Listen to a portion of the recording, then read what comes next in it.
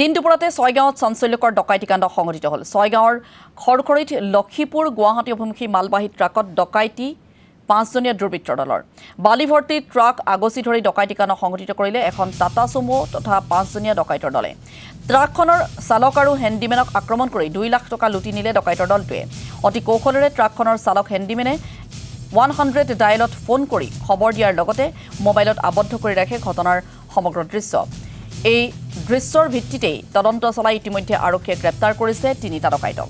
গ্ৰেপ্তাৰ কৰা হৈছে ৰাজু আলী, ৰমজান আলী আৰু ৰফিকুল আলীক। ধৃত আটাইকেইটাকে মাৰাথন জেৰা অব্যাহত ৰাখিছে আৰক্ষীয়ে।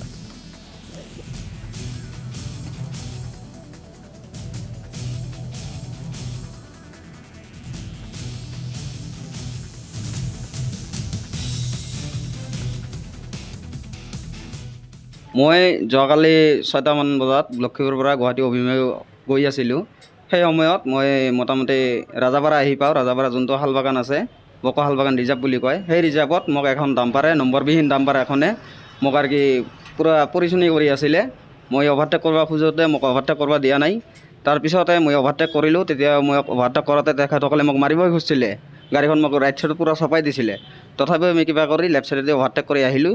তাৰপিছত মোক আহি এটা সৰু গাড়ীয়ে টাটা চুমুৱে মোক এখন আগভেটি ধৰিলে। আগভেটি ধৰি কয় মোক আমাৰ ডাম্পাৰখনি তই মাৰি থৈ আহিছা, এক্সিডেণ্ট কৰি থৈ আহিছা, ডাম্পাৰখিনি ৰখা, গাড়ীখন ৰখা, ডাম্পাৰখন আহিলে তই যাবি আৰু কি।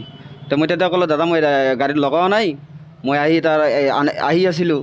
তো আপোনাৰ ডাম্পাৰখনে মোক ছাইড দিয়া নাছিলে। তথাপিও মই যেনেকৈ অভাৰটেক কৰি আহিলোঁ আৰু কি। তো এতিয়া আপোনালোকে যদি কৈ আছে সঁচাকৈ মাৰিছোঁ বুলি, তো আহক ডাম্পাৰখন আহিলে কথা বতৰা আলোচনা কৰি আমি যাম আৰু কি। তেতিয়া ডাম্পাৰখন আহি পালে। ডাম্পাৰখন আহি পোৱাৰ পিছত ড্ৰাইভাৰজন আৰু হেণ্ডিমেনজনে কি কৰিলে, ডাম্পাৰৰ পৰা টায়াৰ লিভাৰ ওলাই আহিলে মোক মাৰিব বুলি। তেতিয়া আৰু এই চুমু গাড়ীখনত 5-7জন মানুহ আছিলে। তেখেতসকলে আহি পূৰা মাৰপিট আৰম্ভ কৰি দিলে। কৰি দিয়াৰ পিছত এইফালে টকা পইচা পূৰা চাৰ্জ কৰি আছে। মই গম নাপাওঁ ইমানখিনি যে কৰি আছে। তাৰপিছত কোনোতো নাপালে, গাড়ীত পূৰা চাৰ্জ কৰি চালে, টকা পইচা নাপালে। তেতিয়াহে মোৰ লকাৰটো যে আছে গাড়ীৰ ডেচবৰ্ডটোৱে মানে খুলিব খুজিছে। কমচে কম 10 বাৰ কৈছে। মই 10 বাৰ খোলা দিব পৰা নাই আৰু কি। তাতে মই জানো মোৰ টকা আছে।